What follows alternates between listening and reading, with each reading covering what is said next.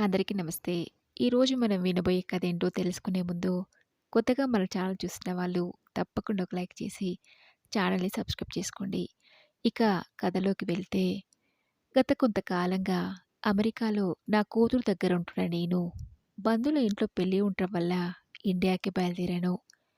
దాదాపు 8 సంవత్సరాలుగా భారతదేశంలో అడుగుపెట్టిన నాకు, ఇండియాలో దిగగానే నా ప్రాణ స్నేహితురాలు వసుంధర గుర్తొచ్చింది.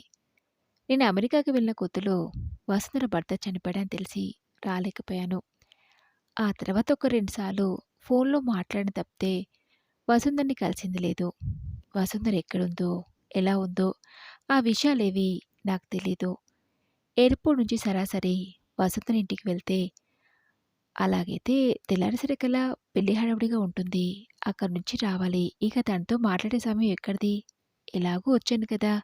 నెల రోజుల వరకు ఇక్కడే ఉంటాను. వెళ్ళిపోయే వరకి పెళ్ళయ్యాక తీరిగ్గా వెళ్తానులే అనుకుని ఎయిర్‌పోర్ట్ నుంచి సరాసరి అమీర్పేట్‌లో ఉన్న మా బంధువుల ఇంటికి వెళ్ళాను. అప్పటికే పెళ్లి ఏర్పాట్లు మొదలయ్యాయి. బంధువుల పలకరింపులు, పెళ్లి హడావుడిలో ఆ రోజంతా సమయం అనేది తెలియకుండా గడిచిపోయింది. మరుసటి రోజు పెళ్లి పూర్తవగానే వసంత దగ్గరికి వెళ్ళాలనుకున్నా, రిసెప్షన్ అయ్యేదాకా ఉండమని బంధువులు బలవంత పెట్టడంతో కాదనలేకపోయాను. రిసెప్షన్ అయిన వెంటనే హైదరాబాద్ నుంచి టాక్సీలో వరంగల్‌కి బయలుదేరాను. వసుంధర వాళ్ళు ఉండేది వరంగల్‌లోనే. హైదరాబాద్ నుంచి 3 గంటల ప్రయాణం తర్వాత వరంగల్‌కి చేరుకున్నాను. 8 సంవత్సరాల క్రితం ఉన్న వరంగల్ ఇప్పుడు అలా లేదు. సిటీ చాలా అభివృద్ధి చెందింది. కొత్తగా పుట్టుకొచ్చిన పెద్ద పెద్ద షాపింగ్ కాంప్లెక్స్‌లు, ఆకాశాన్నంటే ఎత్తైన కట్టడాలు. ఆశ్చర్యంగా చూస్తున్న నాకు మొబైల్ రింగ్ అనే శబ్దం వినిపించి ఫోన్ లిఫ్ట్ చేశాను. అమెరికా నుంచి నా కూతురు అనన్య. ఎలా ఉన్నావమ్మా? నువ్వు కౌసల్యత వాళ్ళ ఇంట్లోనే ఉన్నావనుకుని పెళ్లి హడావుడి ముగిసుంటుందని అందరితో మాట్లాడొచ్చు కదా అని వాళ్ళ ల్యాండ్‌లైన్‌కి ఫోన్ చేస్తే, ఈరోజు ఉదయాన్నే నువ్వు వరంగల్‌కి వెళ్ళావని చెప్పారు. వరంగల్‌లో ఏం పనమ్మా? అక్కడ మనకు బంధువులు కూడా ఎవరూ లేరే? అడిగింది అనన్య. వసుంధర ఆంటీని కలవడానికి వెళ్తున్నాను అనన్య. వాళ్ళుండేది వరంగల్‌లోనే కదా! అన్నాను. వసుంధర ఆంటీనా? వసుంధర ఆంటీ అంటే నువ్వు ఎప్పుడూ చెప్తూ ఉంటావు. తను నువ్వు ఒకే దగ్గర పనిచేసేదని. వసుంధర ఆంటీ నీ కొలీగని. తనేనా? అని అడిగింది అనన్య. అవును అనన్య. కేవలం మేము కొలీగ్స్ మాత్రమే కాదు, మంచి స్నేహితులం కూడా. చాలా కాలమైంది తను చూసి. ఓసారి కలుద్దామని వెళ్తున్నాను. రేపు ఉదయం కల్లా తిరిగి హైదరాబాద్‌కి వెళ్తాను అని అనన్యతో ఫోన్‌లో మాట్లాడుతూ ఉంటేనే, టాక్సీ డ్రైవర్ మీరు చెప్పిన అడ్రస్‌కొచ్చేసాం మేడం అని చెప్పి వసుంధర ఇంటి ముందు కారు ఆపాడు. అనన్యతో నేను మళ్ళీ ఫోన్ చేశానని చెప్పి ఫోన్ కట్ చేసి కారు దిగి తన ఇంటి వైపు అడుగులు వేశాను. అలా ఓ 4 అడుగులు వేశానో లేదో ఇంటికి తాళం వేసి ఉంటే చూసి, అయ్యో! ఫోనైనా చేసి రావాల్సిందే. తాళం వేసుంది. వసుంధర ఎక్కడికి వెళ్ళిందో ఏంటో అని నా మనసులో అనుకుంటూ ఫోన్ తీసి వసుంధర నెంబర్‌కి కాల్ చేశాను. ఫోన్ కలవటం లేదు. అంతకుముందు ఒకసారి చేసినప్పుడు కూడా ఈ నెంబర్‌కి ఫోన్ కలవలేదు. ఏదైనా నెట్‌వర్క్ ప్రాబ్లమ్ ఏమో అనుకున్నాను కానీ, అసలు ఆ నెంబరే పనిచేయడం లేనట్టుంది. ఇప్పుడెలా? ఇంత దూరం వచ్చి వసుంధరని కలవకుండానే తిరిగి వెళ్ళాలా? ఒకవేళ ఈ చుట్టుపక్కల వాళ్ళనడిగితే తెలుస్తుంది కదా! వసుంధర ఎక్కడికి వెళ్ళిందని. వసుంధర పక్కింటి వాళ్ళనడిగాను. అందుకు వాళ్ళు 2 సంవత్సరాల క్రితం వసుంధరకి ఆరోగ్యం బాగా లేకుంటే ఈ ఇంటిని అమ్మేసి వాళ్ళ పిల్లల దగ్గరే ఉంటుందని చెప్పారు. పిల్లల దగ్గరా? అప్పట్లో చిన్న కొడుకు మాధవ్ విదేశాలకు వెళ్ళనే ప్రయత్నంలో ఉన్నాడని చెప్పింది. పెద్ద కొడుకు వేణు హైదరాబాద్‌లో ఉంటున్నాడని. మరి వసుంధర ఇప్పుడు ఎక్కడున్నట్టు? వసుంధర చిన్న కొడుకు దగ్గరా? లేక పెద్ద కొడుకు దగ్గరా? అని నా మనసులో అనుకుని, వసుంధర ఇప్పుడు ఎవరి దగ్గర ఉంటుందండి? వసుంధర పక్కింటి వాళ్ళని అడిగాను. అందుకు వాళ్ళు హైదరాబాద్‌లో ఉంటున్న తన పెద్ద కొడుకు వేణు దగ్గర ఉంటుందని చెప్పారు. వాళ్ళ అడ్రస్ ఏమైనా ఉందా? అడిగాను. ఉండండి. ఆవిడ వెళ్ళే ముందు మా బంధువులు తెలిసిన వాళ్ళు ఎవరైనా అడిగితే ఈ అడ్రస్‌లో ఉంటున్నామని చెప్పమని రాసిచ్చిందని, అడ్రస్ రాసిన ఓ చిన్న పేపర్ స్లిప్‌ని ఇచ్చింది. దాని ఫోటో తీసుకుని తిరిగి ఇచ్చి థాంక్స్ అండి అని చెప్పి అక్కడి నుంచి తిరిగి అదే టాక్సీలో మళ్ళీ హైదరాబాద్‌కి బయలుదేరాను. వసుంధర పక్కింటి వాళ్ళు తనకి ఆరోగ్యం బాగాలేదని చెప్పినప్పటి నుంచి తనకేమైందో ఏమోనని కంగారుగా అనిపించింది. వసుంధర కలిసుంటే ఈ సమయానికల్లా మేమిద్దరం కబుర్లు చెప్పుకుంటూ ఉండేవాళ్ళం అని తనకు నాకు మధ్య ఉన్న అనుబంధాన్ని గుర్తు చేసుకుంటున్న నేను అప్రయత్నంగానే గతంలోకి వెళ్ళాను. నా పేరు అహల్య. నా భర్త పేరు శేఖర్. ఆయన బ్యాంక్‌లో మేనేజర్‌గా చేసేవారు. నేను ఓ ప్రభుత్వ సంస్థలో సీనియర్ అసిస్టెంట్‌గా పనిచేసేదాన్ని. మాకొక్కతే అమ్మాయి. పేరు అనన్య. వసుంధర మా ఆఫీస్‌లో జూనియర్ అసిస్టెంట్‌గా పనిచేసేది. వయసులో తను నాకన్నా 2 ఏళ్లు పెద్దది. వసుంధర భర్త రామ్మోహన్ రెవెన్యూ డిపార్ట్మెంట్‌లో పనిచేసేవారు. వాళ్ళకిద్దరు సంతానం. పెద్దవాడు వేణు, చిన్నవాడు మాధవ్. ఇద్దరూ ఇంజనీరింగ్ పూర్తి చేసి ఉద్యోగరీత్యా ఒకరు ఢిల్లీలో, మరొకరు హైదరాబాద్‌లో స్థిరపడ్డారు. వసుంధర వ్యక్తిగతంగా చాలా మంచిది. చీమకైనా హాని కలిగించొద్దనే తన స్వభావం చూసి అసలు ఈ కాలంలో కూడా ఇలాంటి వాళ్ళు ఉన్నారా అనిపించేది. ఇద్దరం ఒకే ఆఫీస్‌లో, ఒకే డిపార్ట్మెంట్ కావటం వలన లంచ్ టైంలో, సాయంత్రం ఆఫీస్ నుండి ఇంటికి వెళ్ళే సమయంలో కలిసి వెళ్ళేవాళ్ళం. అతి తక్కువ టైంలోనే మేమిద్దరం మంచి స్నేహితులమయ్యాం. అలా కొంతకాలం గడిచాక అనన్యకి అప్పుడు 5 ఏళ్ల వయసుండొచ్చు. నాకు నా భర్తకి తరచుగా ఏదో ఒక విషయంలో మనస్పర్ధలొచ్చేవి. అంతకు పెద్దగా కారణాలేవీ లేకుండా మా ఇద్దరికీ సర్దుకుపోయే గుణం లేక తరచుగా ఏదో ఒక విషయంలో గొడవలు పెట్టుకునేవాళ్ళం. ఇద్దరం ఉద్యోగస్తులం. ఆఫీస్‌కి వెళ్తూ ఇంటి పనులు, మరోవైపు పాపను చూసుకునే విషయంలో మా ఇద్దరి మధ్య ఎక్కువగా గొడవలు జరిగేవి. సర్వెంట్‌ని పెట్టుకుందామని నేను, మా అమ్మానాన్నలు రమ్మంటానని ఆయన.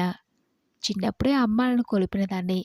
వాళ్ళ విలువ తెలియక పెద్దవాళ్ళ ఇంట్లో ఉండటం నాకిష్టం లేదన్నాను. ఆ విషయంలో నా భర్తకి నా మీద కోపమొచ్చింది. ఆ గొడవ కాస్త పెరిగి పెద్దదయ్యి మేము విడిపోయేదాకా వచ్చింది. కొన్ని రోజులు నేను ముభావంగా ఉండటం గమనించిన వసుంధర విషయం ఏంటి అని అడిగింది. అయిష్టంగానే తనతో జరిగిందంతా చెప్పాను. నేను చెప్పింది విని, తల్లిదండ్రులను చూసుకోవాల్సిన బాధ్యత కొడుకుగా నీ భర్తకుంటుంది. తమ జీవితకాలం పిల్లల కోసం కష్టపడిన తల్లిదండ్రులను వాళ్ళ వృద్ధాప్యంలో కొడుకు, కోడలు వాళ్ళ పిల్లల మధ్య గడపాలనుంటుంది. అయినా ఇంట్లో పెద్దవాళ్ళుంటే మనకెన్ని విధాలుగా సహాయంగా ఉంటారో తెలుసా? ఇప్పుడు నువ్వు నీ కూతుర్ని చూసుకుంటూ, మరొక వైపు ఇంటిని చూసుకుంటూ, ఉద్యోగం చేసుకోలేకే కదా ఈ గొడవలన్నీ. నువ్వు వీటన్నింటిని సొల్యూషన్ ఇంట్లో పనివాళ్ళని పెట్టుకోవడం అనుకుంటున్నావు. నీ భర్త సొంత మనుషుల్ని కాదని పరాయి వాళ్ళని నమ్మటం దేనికి అంటున్నాడు. ఇందులో నీ భర్త అన్న దాంట్లో తప్పే ఉంది అహల్య. తన తల్లిదండ్రులను చూడండి, భార్య అంటే ఏ భర్తకైనా అయిష్టంగానే ఉంటుంది. ఎన్నో కష్ట నష్టాలు కూర్చి తనని పెంచి పెద్ద చేసిన తల్లిదండ్రులను వృద్ధాప్యంలో ఏ కష్టం రాకుండా చూసుకోవాలని నీ భర్తకు మాత్రం ఉండదా చెప్పు అహల్య? నేను, నా భర్త, పిల్లలు మాత్రమే ఉండాలనుకోవటం స్వార్థం అవుతుంది అహల్య. నా మాట విని అందరితో కలిసి ఉండటానికి ప్రయత్నించు. అందుకు ఒప్పుకుంటున్నట్టు నీ భర్తకి చెప్పు. ఆ తర్వాత చూడు, మీ ఇద్దరి మధ్య ఉన్న గొడవలన్నీ పోయి ఎంత సంతోషంగా ఉంటారో అని వసుంధర నచ్చచెప్పడంతో తను చెప్పినట్టుగానే చేశాను. ఆ తర్వాత నాకు నా భర్తకి మధ్య ఏ గొడవలు లేవు. అత్తయ్య, మావయ్య రావటం వల్ల అంతకు ముందులా పాప గురించిన టెన్షన్ కానీ, ఆఫీస్ పని వల్ల ఒత్తిడిగా అనిపించటం కానీ లేవు. దీనంతటికీ కారణం వసుంధరనే. ఓ చిన్న మాటతో నా జీవితంలో ఇంత మార్పును తీసుకొచ్చింది. లేదంటే ఆయనతో విడిపోయి నేను ఎన్ని కష్టాలు పడుండేదాన్నో అనుకున్నాను. అలా అప్పటినుంచి వసుంధర సలహా తీసుకున్నదే నేను ఏ పని చేసేదాన్ని కాదు. అలా కాలం గిర్రున తిరిగి మా పిల్లలు పెద్దవాళ్ళు కావటం, వాళ్ళ చదువులు పూర్తయి ఉద్యోగాలు చేపట్టం, వాళ్ళ పెళ్లి కావటం, ఆ తర్వాత కొంతకాలానికి మేము రిటైర్డ్ కావటం అన్నీ అలా జరిగిపోయాయి. మా సొంతూరు భువనగిరి కావటం వల్ల మేము రిటైర్డ్ అయిన తర్వాత అక్కడే స్థిరపడిపోయాం. అప్పటినుంచి వసుంధరని ఓ 2, 3 సార్లు తప్పితే మళ్ళీ కలిసింది లేదు. నేను రిటైర్డ్ అయిన 2 సంవత్సరాలకు నా భర్త ఓ యాక్సిడెంట్‌లో పోవడం వలన అప్పటినుంచి అమెరికాలో ఉంటున్న నా కూతురు దగ్గరే ఉంటున్నాను. మేడం, మీరు చెప్పిన అడ్రస్‌కొచ్చేసాం అన్న డ్రైవర్ మాటలకు ఉలిక్కిపడి గతం నుండి తేరుకున్నాను. అనుకున్న సమయానికన్నా కాస్త ఆలస్యమైనా వసుంధని కలవబోతున్న సంతోషంతో గుమ్మం దాకా వెళ్ళి తలుపు కొట్టాను. వసుంధర కోడలు శ్రీవాణి తలుపు తెరిచింది. పెళ్ళిలో నన్ను చూసింది కదా, గుర్తుపట్టి మీరా ఆంటీ లోపలికి రండి అని ఆహ్వానించి కూర్చోమంది. వసుంధర ఎక్కడా అని అడిగే లోపే కూర్చోండి. ఇప్పుడే వస్తానని చెప్పి శ్రీవాణి లోపలికెళ్ళి మంచినీళ్ళ గ్లాస్‌తో తిరిగొచ్చి గ్లాస్‌ని నా చేతికందిస్తూ అమెరికా నుండి ఎప్పుడొచ్చారంటే అడిగింది. 3 రోజుల క్రితం మా బంధువుల ఇంట్లో పెళ్ళికనొచ్చి ఓసారి వసుంధరని కలిసి వెళ్దామని వచ్చానని చెప్పాను. అప్పటిదాకా నవ్వుతూ మాట్లాడిన శ్రీవాణి మొహం ఒక్కసారిగా చిన్నపోయింది. నాకేమీ అర్థం కాలేదు. ఇంతకీ మీ అత్తయ్య ఎక్కడా? ఎక్కడా కనిపించట్లేదే అడిగాను. నా ప్రశ్నకి శ్రీవాణి అది, అది అని నీళ్లు నములుతుంటే వసుంధరకి ఆరోగ్యం బాగలేదని తెలిసింది. తనకి ఆరోగ్యం కానీ ఏమైనా బాగాలేదా అడిగాను. ఇప్పుడు బాగానే ఉందండి అంది. మరి వసుంధర ఎక్కడా కనిపించట్లేంటి అడిగాను. అందుకు శ్రీవాణి అత్తయ్య సంవత్సరం నుంచి ఓల్డేజ్ హోమ్‌లోనే ఉంటున్నారు అని చెప్పింది.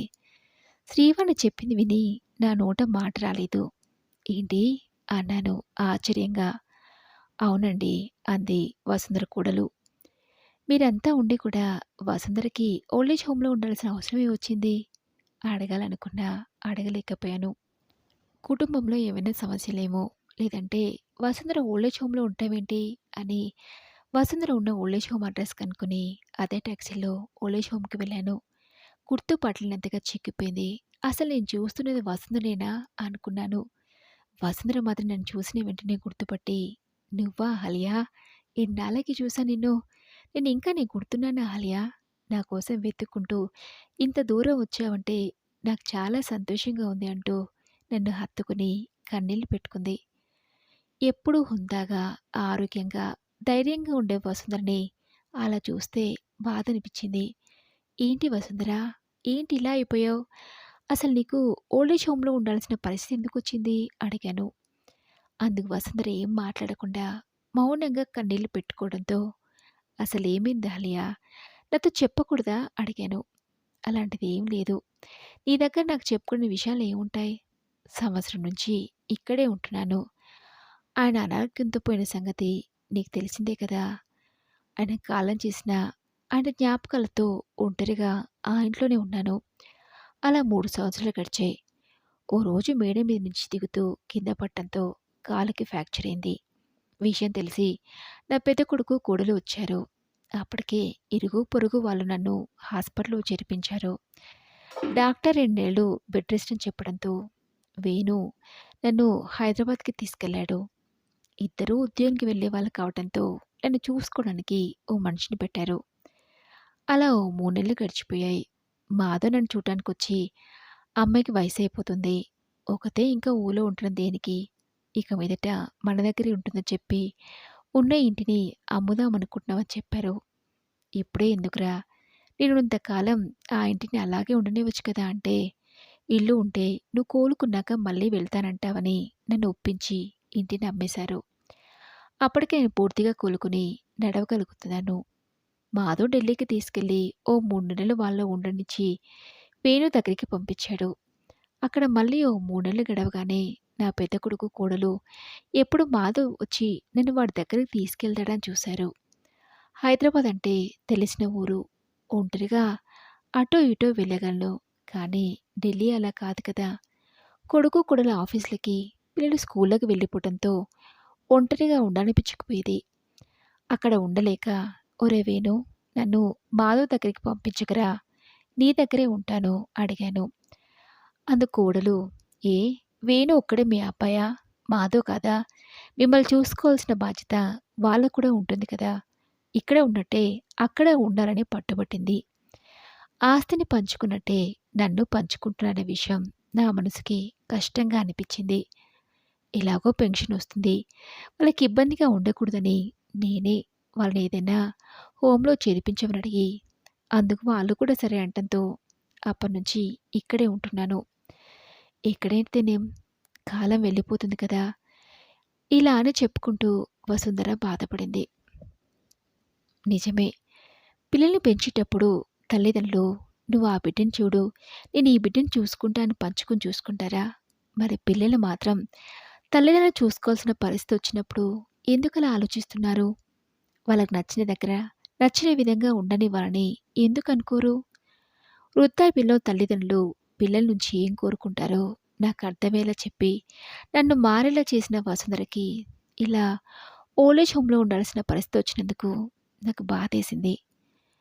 కొడుకులు పుట్టలేదని ఎన్నో సార్లు బాధపడ్డ నేను, కొడుకు లేనందుకు సంతోషించి, ఆ రోజంతా వసంతతో గడిపి, ఇన్నాళ్ళకి వసుంధరని చూశానని ఎంతో ఆశగా వస్తే, తను ఇలాంటి పరిస్థితిలో చూడాల్సొచ్చిందనే బాధతో అక్కడి నుంచి వెనుదిరిగాను.